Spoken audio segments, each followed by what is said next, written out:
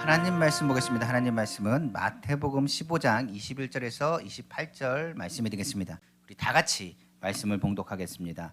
예수께서 거기서 나가사 두로와 시돈 지방으로 들어가시니 가나안 여자 하나가 그 지경에서 나와서 소리질러 이르되 주 다윗의 자손이여 나를 불쌍히 여기소서 내 딸이 흉악하게 귀신 들렸나이다 하되 예수는 한 말씀도 대답하지 아니하시니 제자들이 와서 청하여 말하되 그 여자가 우리 뒤에서 소리를 지르오니 그를 보내소서. 예수께서 대답하여 이르시되 나는 이스라엘 집에 잃어버린 양 외에는 다른 데로 보내심을 받지 아니하였노라 하시니 여자가 와서 예수께 절하며 이르되 주여 저를 도우소서. 대답하여 이르시되 자녀의 떡을 취하여 개들에게 던짐이 마땅하지 아니하니라. 여자가 이르되 주여 옳소이다마는 개들도 제 주인의 상에서 떨어지는 부스러기를 먹나이다 하니 이에 예수께서 대답하여 이르시되 여자여 내 믿음이 크도다 내 소원대로 되리라 하시니 그때로부터 그의 딸이 나으니라. 아멘. 저는 오늘 여러분과 함께 마태복음 15장 21절에서 28절 말씀을 가지고 응답받는 믿음이란 무엇인가 라는 제목의 말씀으로 은혜 나누려고 합니다. 믿음의 문제만큼 믿음의 이야기만큼 강단에서 많이 선포되는 메시지는 없습니다.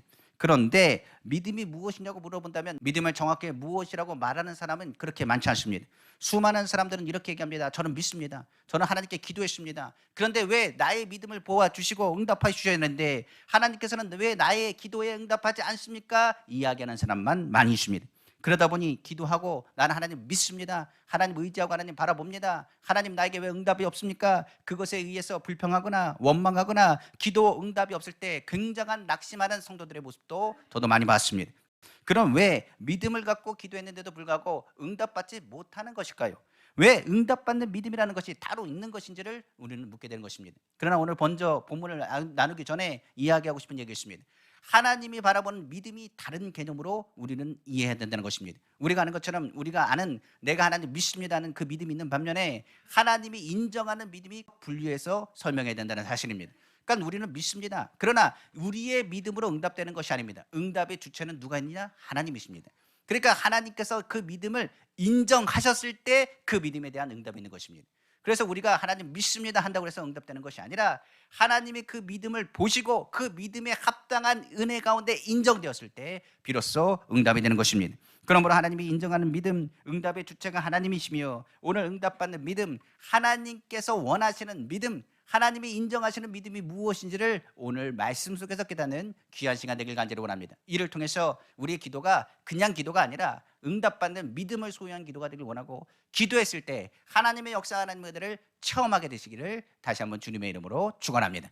첫 번째로 우리가 아는 것처럼 응답받는 믿음이 무엇인지를 먼저 알아야 됩니다. 우리가 아는 것처럼 믿음은 무엇입니까? 믿음은 성경은 말합니다. 하나님을 전적으로 의지하는 것을 우리는 믿음이라고 합니다. 그래서 사람이 하나님을 의지한다라는 얘기는 사람이 할 수 없다, 부족하다는 걸 깨닫는 것입니다. 그럼 한번 보겠습니다. 그러면 우리가 문제를 해결할 수 있다? 그러면 뭐가 필요 없습니까? 믿음이라는 게 필요 없습니다. 하나님을 찾아갈 필요가 없습니다. 내가 내 문제를 해결할 수 있는데 내가 이 문제를 해결할 수 있는데 누가 하나님이 필요하겠습니까? 하나님을 찾을 필요가 없는 것입니다. 그래서 믿음이라는 것은 하나님이 전적으로 필요하다는 그 의지에서부터 나타나게 되는 것입니다. 그러나 우리가 아는 것처럼 우리가 문제를 해결할 수 있는 것 같지만 가장 중요한 문제들을 우리가 둘러봐도 해결할 수 없는 문제가 많이 있습니다.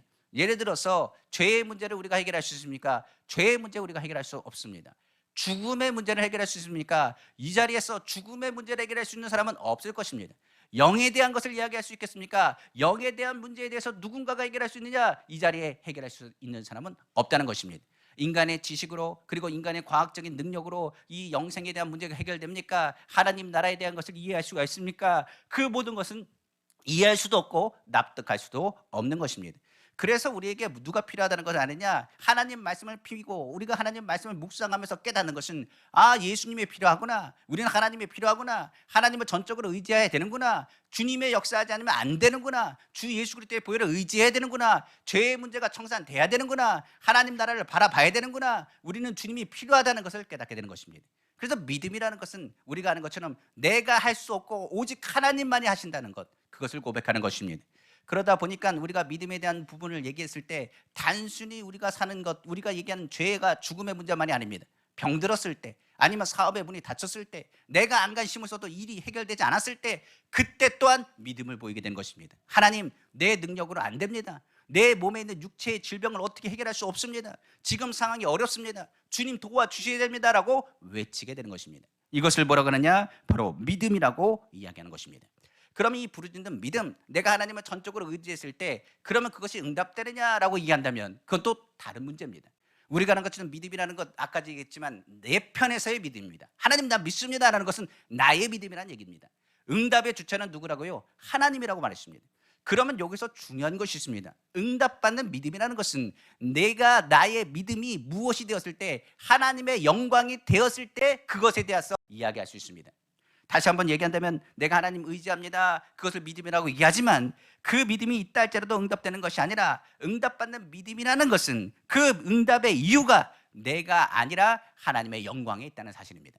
그래서 성경에 말한 것처럼 너희가 먹든지 마시든지 무엇을 하든지 간에 하나님 영광을 위해서 하라고 고백하고 있는 것입니다. 그러다 보니 즉 응답받는 믿음이라는 것은 나의 뜻이 아니라 하나님의 뜻에 있다는 것을 우리가 먼저 알아야 됩니다. 바로 하나님의 뜻에 그 기초가 되어 있는 것이 응답입니다. 그러므로 우리가 항상 기도할 때마다 하나님께 나아가는 것은 다른 것이 아닙니다. 하나님, 이 문제에 대해서 기도하면 처음에는 내 소원을 알아냅니다. 하나님, 내가 질병 들었습니다. 내가 사업의 문이 닫혔습니다. 내 몸이 지금 아픕니다. 내가 괴롭습니다. 나를 치료해 주십시오. 나에게 물권과 인권과 영권을 주시고 내 문제를 해결해 주십시오라고 외칩니다. 그런데 기도하는 사람들이 제대로 기도하기 시작하면 뭐 하게 되느냐? 내가 왜 이런 상황에 놓였는지를 이해하게 됩니다. 내가 하나님 아버지 영권, 물권, 인권을 달라고 하기 전에 먼저 나의 모습을 비춰주게 되고 내가 하나님의 뜻대로 살았는지를 생각하게 되는 것입니다. 그러다 보니 처음에는 하나님 이 문제에 대해서 원망도 하고 불평도 하고 하나님께 기도하지만은 시간이 지나고 기도에 깊이 들어가게 되면 나의 뜻이 아니라 아버지의 뜻이라는 걸 깨닫게 됩니다. 예를 들어서 이런 것입니다. 우리가 하나님 나에게 축복해 주셔서 나를 부욕해 없어서 기도한다고 생각해 봅시다. 그런데 나의 삶을 어떻게 하느냐? 사기치고 도둑질하고 나쁜 짓을 많이 합니다. 많은 사람들에게 얘기합니다. 하나님이 나에게 복 주신다고 말했습니다 라고 얘기합니다. 근데 그 사람이 복 받으면 어떻게 되느냐? 하나님의 영광을 오히려 가립니다. 우리가 아는 것처럼 그의 삶은 받쳐주지 않습니다. 그가 하나님 뜻대로 살지도 않습니다. 하나님의 계획대로 살지도 않습니다. 그런데 나의 소원을 자꾸만 구하는 겁니다. 뭐라고 하느냐? 하나님 나에게 복 주셔야 됩니다. 내가 잘 돼야 됩니다. 하나님 나의 소원을 응답해달라고 외친다고 하면 하나님께서 그 기도를 응답해 주시겠습니까? 그 사람에 대해서 뭐라고 하느냐? 하나님의 영광을 가리기 때문에 오히려 응답받는 것이 그 사람에게 유익한 일이 아니라는 사실입니다. 그러므로 우리가 아는 것처럼 소원하는 대로 구하는 것이 기도다? 아닙니다. 나의 뜻을 구하는 것이 아니라 하나님의 뜻을 맞춰 나가는 것이 기도입니다. 나의 원대로 마옵시고 아버지 뜻대로 되길 원합니다라고 고백했던 예수님의 기도를 우리는 기억할 것입니다. 그러므로 하나님께 기도했다는 것, 하나님의 기도에 응답을 받기 위해 한다는 것, 나의 소원이 된다고 한다면 그것은 세속적인 기도와 다를 바가 없다는 것입니다. 기독교는 미신 종교가 아닙니다. 전에도 얘기했지만 종교라고 얘기하면 안 됩니다. 하나님은 살아 계십니다. 그리고 우리가 이 땅에 사는 목적은 하나님의 영광을 위해서 하는 것입니다. 응답의 주체가 무엇이 되느냐? 나는 하나님 믿습니다. 믿는 건 좋습니다. 그러나 그 응답이 뭐가 되느냐? 나의 소원이나 아버지의 소원이 되길 원하며 그 응답을 통하여서 하나님의 가장 좋은 것을 발견하는 우리 귀한 성도님이 다 되기를 간절히 소망합니다. 그러다 보니 세속과 기복주의의 신앙으로 빠져 들어가면 안 되는 것입니다. 하나님이 우리를 향해서 계획한 일들, 우리의 믿음이 하나님을 전적으로 의지하고 하나님의 기뻐하신 삶을 살며 모든 삶에 있어서 정말 하나님께서 은혜 베푸신 대로 매 삶에 성실하고 하나님의 뜻대로 순종하여 나아가야 되는 것입니다. 그럴 때 믿음에 대한 응답을 받을 수가 있는 것입니다. 그러니까 응답받는 믿음은 다른 것이 아니라 나의 편에보다는 하나님의 편에서 그 인정받는 믿음을 우리가 소유해야 된다는 것을 의미할 수 있는 것입니다. 그러면 응답받는 믿음에 대한 성경적인 언어에 대한 부분에 대해서 다시 한번 살펴보겠습니다. 히브리서 11장 1절은 이렇게 얘기합니다. 믿음은 바라는 것의 실상이요 보지 못하는 것의 증거라고 했습니다. 여기서 믿음은 바라는 것의 실상을 하겠습니다. 우리가 믿음을 가지면 꿈을 꾸게 됩니다. 꿈을 꾸면 어떻게 되느냐? 그 실상이 보이기 시작합니다. 그 실상, 기도할 때 마음속에 실상이 이루어지게 되는데 그 실상에 대한 부분을 향해서 성경은 말하기를 믿음이다라고 이야기하고 있습니다. 그러니까 믿음은 바라는 것이 실상입니다. 그리고 보지 못하는 증거입니다. 보지 못하는 자들을 향한 증거입니다. 바로 실상이 뭐가 되는 것? 증거가 되는 것이 바로 믿음의 과정이라고 말할 수가 있는 것입니다. 그런데 실상이라는 그 단어를 우리가 한번 살펴보면 이렇습니다. 헬라어로 의미하면 히퍼라는 말과 이스템이라는 말이 합쳐진 것이 바로 믿음, 실상이라는 의미를 담습니다.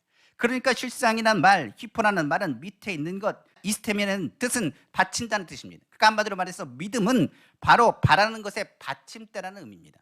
여기서 이제 한번 설명해 보겠습니다. 믿음에 대한 것, 우리가 하나님 믿습니다. 하나님 말을 의지합니다. 하나님 아버지 그 일들이 이루어지길 원합니다. 하나님의 말씀을 붙잡고 믿음으로 구합니다라고 기도한다면 그건 뭡니까? 받침대입니다. 응답이 아닙니다.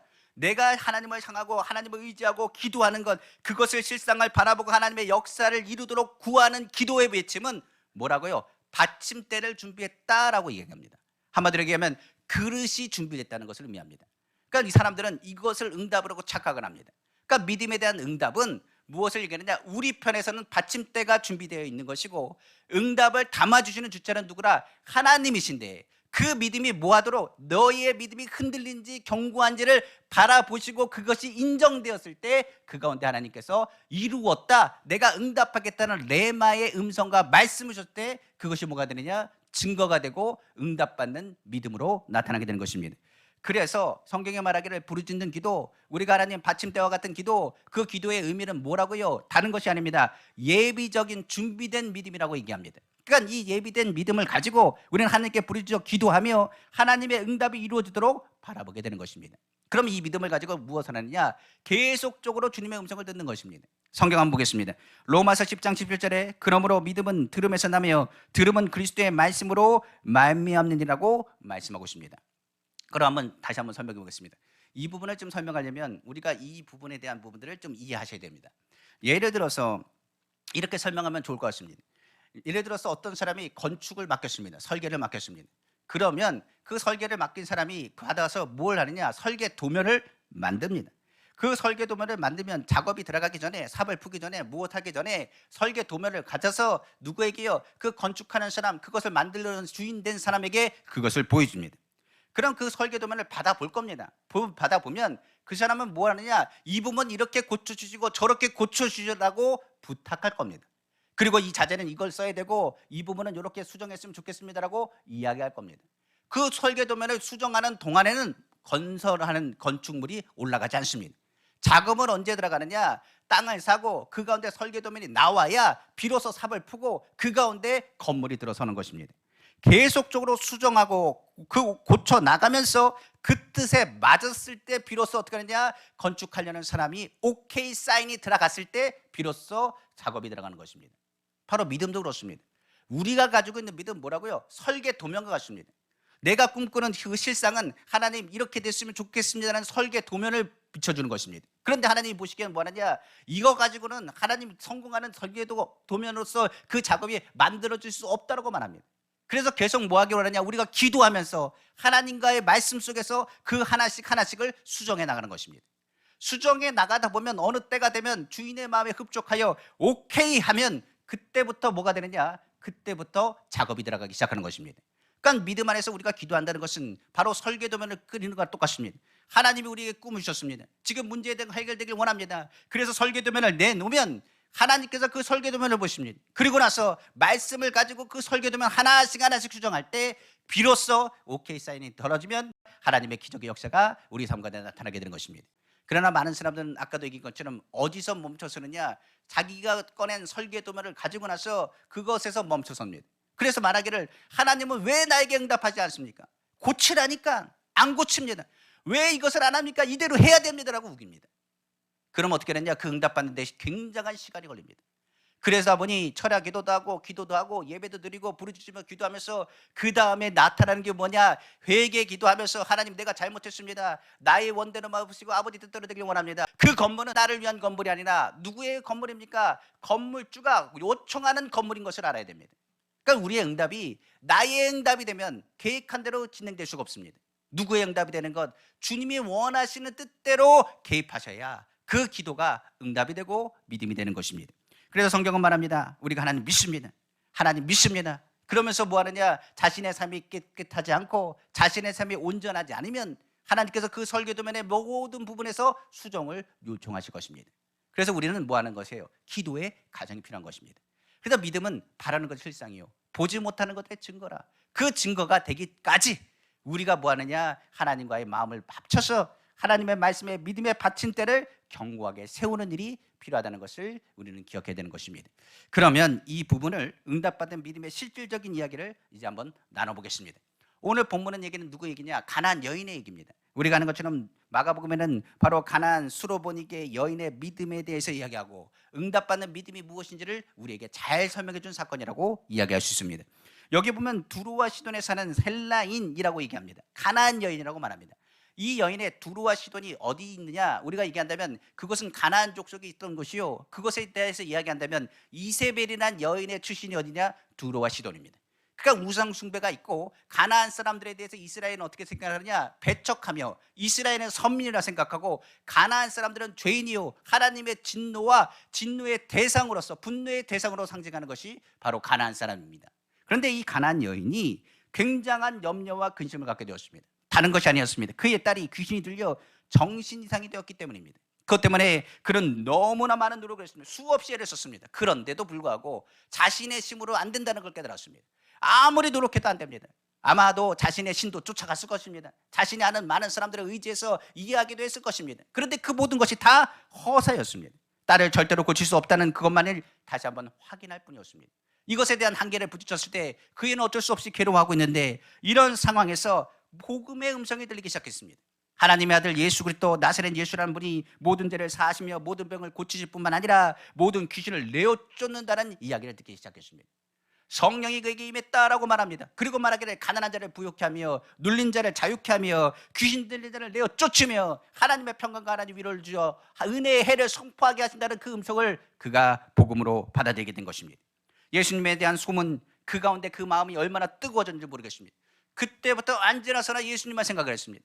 예수님만 만나면 내 딸은 치료받는다, 내 딸은 귀신이 눌린 것을 쫓아받으며 정신병을 치료받는다, 그 어려움을 하나님께서 치료하신다, 하나님은 누구시다? 좋으신 하나님이시다. 하나님의 뜻은 무엇이냐? 병자를 치료하는 것이 하나님의 뜻이다. 하나님께서 우리 딸을 치료하신다. 나는 반드시 주님을 만난다라고 소망하고 열정적으로 기도했을 거라고 봅니다.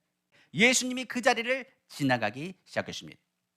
이제는 그는 그 견고한 받침대를 가지고 예수님 앞에 섰습니다. 그리고 예수님을 향하여 부르짖기 시작했습니다. 다윗의 자손 예수여, 나를 불쌍히 여기소서, 내 딸이 흉악한 귀신에 들렸습니다 라고 외쳤습니다. 그런데 성경에 보니까 예수님이 대답도 하지 않습니다. 대꾸도 하지 않으셨다고 성경은 말하고 있습니다. 어떻게 보면 그 믿음이 받침대가 견고한지를 흔들어 보는 과정일지도 모르겠습니다. 그 여인은 이제 급했습니다. 그러다 보니 제자를 붙였습니다. 그리고 말하기를, 내 딸을 위해서 예수님께 좀 부탁 좀 해주십시오. 내 딸이 지금 너무나 아프고 너무나 괴로워하고 있습니다. 제발 예수님께 말씀해달라고 제자들에게 말했습니다. 예수님의 제자도 안 되게 보였습니다. 그 소리가 얼마나 컸는지, 그 어머니의 고통이 얼마나 큰지를 그들은 들었습니다. 그래서 제자들이 말했습니다. 그 여자가 우리 뒤에서 소를 지르오니 보내소서, 만나 주시든지 치료해 주시든지 그 이유라도 알게 해주십시오. 저 여인이 지금 떠날 생각을 안 합니다. 부르짖습니다 라고 예수님께 말씀드렸습니다. 그랬더니 예수님께서 이렇게 말씀하십니다. 이렇게 말하기를, 나는 이스라엘 집에 잃어버린 양 외에는 다른 데로 보내심을 받지 아니하였노라라고 말씀하셨습니다. 단호하게 뭐 하느냐? 그 예수님께서 그 모든 것을 거절하신 것을 의미하고 있는 것입니다. 그 예비적 믿음, 견고한 받침대를 가지고 예수님이 나를 치료하겠다는 확신을 가지고 예수님 앞에 매달렸는데, 그 가운데 예수님께서 말씀하시기를, 나는 잃어버린 자를 위해서 온 것이지 내가 너희들을 위해서 온 게 아니다라는 말로 거부하시니 괴로웠을지도 모르겠습니다. 그런데 그 여인의 믿음은 견고했습니다. 그 예비적인 받침대를 가지고 흔들려도 나는 흔들리지 않습니다. 조금도 동요하지 않고 예수님 앞에 나아갔습니다. 동의하지 않고 말합니다. 주님은 모든 병을 고치지 않습니까? 하나님의 아들인 예수님께서 말씀하시지 않았습니까? 눌린 자를 자유케 하시는 것이 하나님 뜻 아닙니까? 병든 자를 그냥 놔두면 안 됩니다. 우리 딸을 치료해 주십시오. 불쌍한 우리 딸을 도와주십시오. 주여 저를 도와주십시오라고 간절히 외치기 시작했습니다.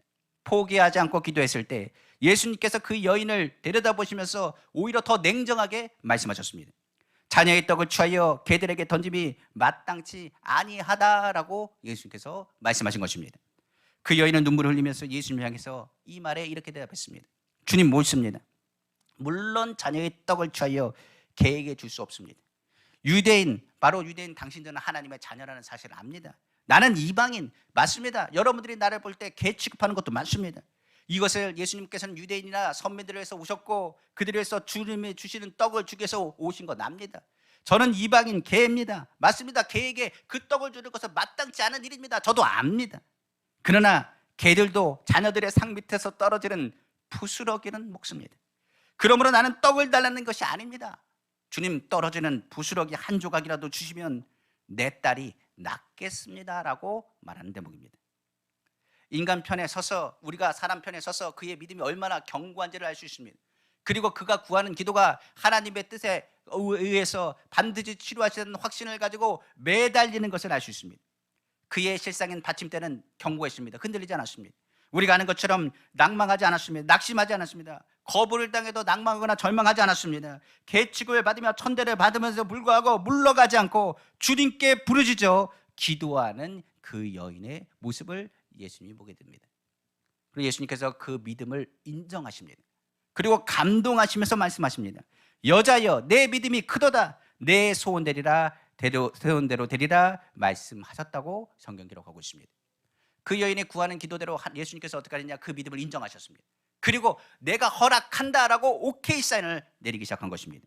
실상의 믿음이 본격적인 참된 믿음이 되어서 변화되기 시작한 것입니다. 그리고 나서 그리스도의 말씀을 듣고 나서 그 여인은 기뻤습니다. 집으로 뛰어 들어가 보니 그 딸이 귀신에서 해방되어서 건강한 모습으로 기다리고 있었다고 성경 기록하고 있는 것입니다. 이야기는 실제적인 이야기를 우리에게 설명하고 있는 것입니다. 믿음과 응답의 관계가 어떻게 되었는지를 우리에게 묻고 있습니다. 이 가나안 여인, 처음부터 안 믿은 게 아닙니다. 우리가 알고 있지 않습니까? 이 여인이 얼마나 예수님을 기다렸습니까? 그리고 예수님을 향한 열망이 얼마나 컸습니까? 우리가 이 여인을 향해서 믿음 없다 얘기하지 않을 겁니다. 이 여인은 분명히 믿음이 있습니다. 누가 보더라도 믿음이 있습니다. 그는 믿었고 병 나을 수 있는 확신을 가졌고 하나님의 뜻이 치료하는 것도 알았습니다. 조금도 이 여인에 대해서 믿음이 부족했다고 얘기할 사람은 없을 것입니다. 그런데 이 여인이 믿었다고 해서 딸의 병이 나았습니까? 이 여인이 열정적으로 부르짖고 기도했다고 해가지고 그 여인이 나느냐? 그건 별개의 문제입니다. 이 여인의 믿음을 위해 예수님의 말씀이 주어졌을 때 비로소 딸의 병이 낫기 시작했다라고 성경 기록하고 있기 때문에 그렇습니다. 즉 우리의 열정과 믿음이 그 자녀의 병을 치료한 것이 아니라 예수님의 말씀이 내마로 주어졌을 때 비로소 치료가 임했다는 것을 의미하게 되는 것입니다. 그러니까 우리는 그릇입니다. 그 그릇에 담아주는 건 누구라고요? 하나님이십니다. 우리가 아는 것처럼 우리의 받침대 위에 뭘 올려주는 것, 응답을 얹어주시고 오케이 하셔야 될 분이 누구냐? 주님이십니다. 그러면 우리의 믿음이 어떻게 된다? 인정되어져야 되는 것입니다. 우리의 믿음이 무엇을 해야 되냐? 하나님의 마음을 감동시켜야 됩니다. 유래서는 어떻게 하느냐? 요동하면 안 되는 것입니다. 성경에 누가복음 18장에도 이렇게 얘기하지 않습니까? 너희가 기도할 때 뭐 하지 말라고요? 낙심하지 말라고, 낭망하지 말라고 했습니다. 그러면서 18장에 뭐라고 기록한지 아십니까? 내가 마지막 때에 내가 믿음을 보겠느냐고 말했습니다. 믿습니다 하는 사람 많습니다. 부르짖고 기도한다는 사람 많습니다. 그런데 하나님을 감동시키고 하나님이 인정하는 믿음을 가진 사람이 과연 몇 명이나 되겠느냐? 오늘 주님은 말씀하고 있는 것입니다. 많은 사람이 기도할 때 하나님 어쩌면 나에게 이런 병을 주셨습니까? 내 병을 치료해 주지 않겠습니까? 내가 뭘 잘못했습니까? 라고 원망하고 불평하는 사람도 있습니다. 그런데 기도하다 보면 아까 얘기했습니다. 회개 기도부터 떠오를 것입니다. 주님, 내가 잘못한 게 참 많았습니다. 내가 사업에 실패한 것은 내 게으름 때문입니다. 다른 사람의 문제가 아닙니다. 여러 가지 문제가 발생한 내 욕심 때문입니다. 내 자녀를 돌보지 못해서 믿음이 자라지 못한 것이 자녀의 문제가 아니라 나의 문제입니다. 다른 데서 원인을 찾으려고 했습니다. 그러나 내가 응답받지 못한 것은 주님이 나의 믿음을 인정하지 못할 정도로 내 삶이 하나님을 기뻐하는 삶을 살지 못했습니다. 사람은 급할 때 주님을 찾지만은 주님은 우리의 인생의 모든 것을 보고 계십니다. 주님은 급하더라도 주님을 찾는 자를 멀리하지 않고 그 기도에 응답해 주길 원하십니다. 그러기 위해서는 우리는 주님 앞에 견고한 믿음의 모습을 보여야 됩니다. 그리고 더 나아가서 우리의 믿음이 주님을 감동시킬 수 있도록 주님 앞에 매달리고 믿음으로 나아가야 되는 것입니다. 대부분 그러다 보니 기도하다 보면 기도굴에 올라가서 기도하시는 분들이 처음에는 무엇보다도 응답에 대한 기도를 구하지만 회개 기도를 구하고 그 다음에 무엇을 구하느냐? 하나님의 영광을 위해서 쓰임받는 자가 되게 해달라고 소원과 꿈을 아내는 것을 저는 듣게 되는 것입니다. 그러면 오늘 주님은 말씀하십니다. 내가 믿었는데가 아닙니다. 그것은 받침대일 뿐입니다. 기도하며 무엇하느냐? 아버지의 뜻을 깨달아 나의 믿음이 주님을 향한 믿음으로 회복되기를 다시 한번 주님의 이름으로 축원합니다. 이를 위해서 우리에게 주님 말씀하신 것처럼 내 믿음대로 될지어다라는 주님의 음성을 우리는 들어야 될 것입니다. 그러면 말씀을 정리하면서 한번 생각해 보겠습니다. 예비적인 믿음이 필요 없느냐? 반드시 필요합니다. 왜 그러냐면 우리가 하는 것처럼 주님을 의지하는 것은 믿음의 신호탄과 같습니다. 우리가 구하지 않으면 받을 생각도 하지 말라고 했습니다. 구해야 믿음을 가지고 우리의 믿음이 무엇하게 되느냐? 하나님을 향한 달려갈 수 있는 문을 열기 때문에 그렇습니다. 히브리서 11장 6절에 믿음이 없이는 하나님을 기쁘시게 하지 못하나니 하나님께 나아가는 자는 반드시 그가 계신 것과 자기를 찾는 자들에게 상 주시는 이심을 믿어야 된다고 했습니다. 한마디로 해서 하나님 찾아가는 것, 그것이 예비적인 믿음이요, 우리의 받침대가 무엇보다 우리의 그릇이 준비됐다는 것은 우리의 믿음의 고백과 담을 수 있는 응답의 기회를 얻는 것을 의미하는 것입니다. 여기서 우리가 얘기하는 것처럼 예비적 믿음 있어야 됩니다. 반드시 주님 앞에 부르짖어야 됩니다. 부르짖고 응답의 주체가 되시는 주님의 응답을 받을 수 있도록 우리의 마음이 주님의 마음과 같이, 우리의 소원이 주님의 소원과 같이 되기를 다시 한번 주님의 이름으로 축원합니다. 온전한 믿음을 얻으면 예비적인 믿음에 큰 변화가 일어나기 시작하고, 예비적인 믿음은 큰 믿음이 되어서 의심이 사라지고 그 안에 평안과 확신이 되어지며 애쓰고 힘쓰는 마음이 사라지고 모든 것이 아버지의 뜻대로 이루어지는 것을 소망하게 되어지는 것입니다. 말씀을 마치겠습니다. 인간적인 믿음 위에 하나님의 말씀이 임해야 온전한 믿음이 된다는 것을 우리는 깨달아 알아야 됩니다. 우리가 지금 하나님의 말씀은 로고스입니다. 이 로고스의 말씀이 어떻게 해요? 받침대의 역할을 하지만 거기에 레마, 하나님의 말씀이 누굴 향해서 나를 향한 음성으로 들렸을 때 그 가운데 하나님의 기적과 하나님의 역사가 나타나는 것입니다. 많은 사람들이 이것을 구별하지 못해서 왜 하나님, 내가 이렇게 부르짖는데도 응답하지 않습니까? 왜 내가 이렇게 기도하는데도 역사하지 않습니까? 라고 낙심해서는 안 되는 것입니다. 그러므로 기억하십시오. 기도는 언제까지 해야 되느냐? 하나님의 응답을 들을 때까지. 그럼 응답 듣고 기도를 끝나느냐? 아닙니다. 응답을 받으면 그 응답을 붙잡고 이제 작업이 시작되는 것입니다. 하나님의 응답을 받으면 그 응답받는 그 말씀을 붙잡고 기도하면 그것이 바로 응답받는 믿음이 되는 것입니다. 우리 교회도 이제 하나님께서 10년 동안 돌봐주셨습니다. 그러에 돌봐준 모든 것 가운데 하나님께서 하신 것이 무엇이냐? 나의 원대로 마옵시고 아버지 뜻대로 되기를 원합니다. 우리의 인생에 있어서 기도 제목은, 우리의 교회의 목적은 무엇에 있습니까? 하나님 영광에 있습니다. 우리의 삶의 다른 것, 모든 것이 우리의 모든 받침대를 흔들어 놓을 줄 모르겠습니다. 그러나 그동안에 흔들리는 모든 상황 속에서 그 받침대 견고하게 서게 하셨고 그릇을 만들어 주셨습니다. 이제는 우리 성도님의 삶에 하나님께서 응답하셔서 더 풍성하게 채워주길 간절히 원합니다. 성도님의 부르짖는 기도마다 하나님께서 채우시고 하나님의 능력 안에 거하시는 우리 성도님 다 되시기를 다시 한번 주님의 이름으로 축원합니다. 기도하겠습니다.